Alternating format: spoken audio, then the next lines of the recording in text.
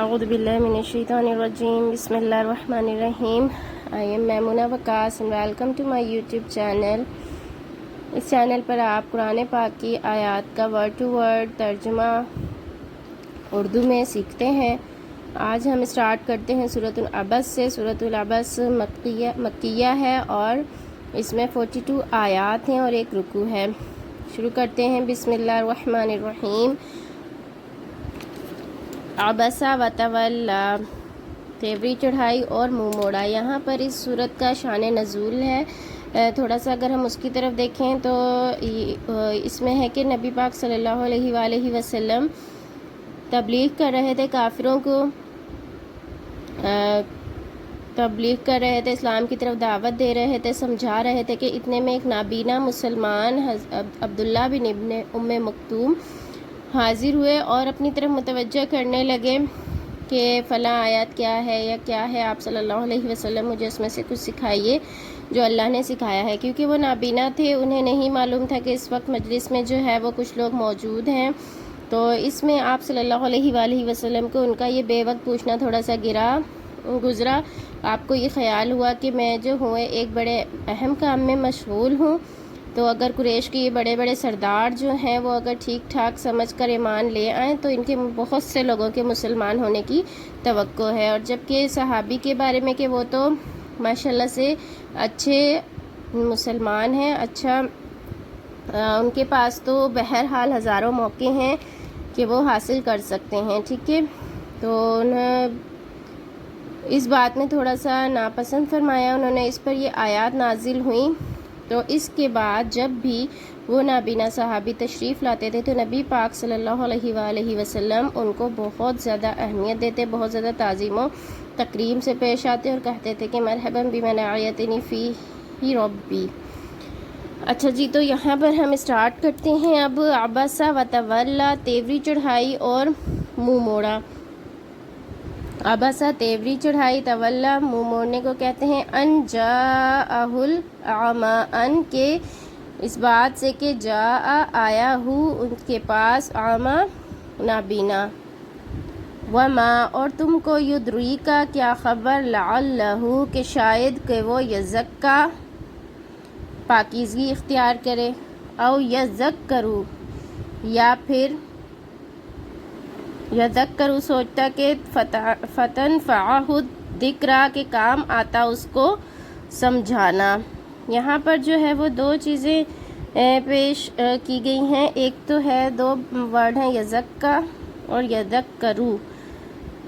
اچھا جی، یہاں پر نبی پاک صلی اللہ علیہ وآلہ وسلم نے ایک اندھے کے آنے پر، ایک نابینا کے آنے پر چین بچی ہو کر منہ پھیر لیے، لیکن شاید حالانکہ ان کو ان کی جو ہے وہ ان کی معذوری، شکستہ حالی اور طلب صادق کا لحاظ زیادہ کرنا چاہیے تھا.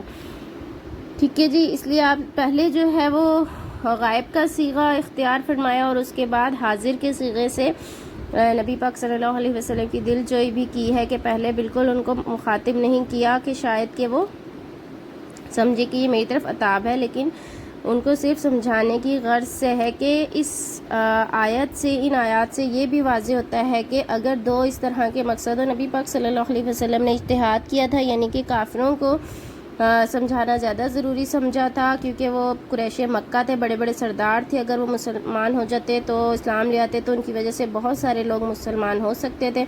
لیکن یہاں پر اس بات کا سے ثبوت ملتا ہے کہ کافروں کو اسلام کی طرف لانے سے زیادہ اہم مسلمانوں کی دینی تربیت کرنا ہے. جو نئے مسلمان ہوئے انہیں دین کی طرف زیادہ دین سکھانا ہے.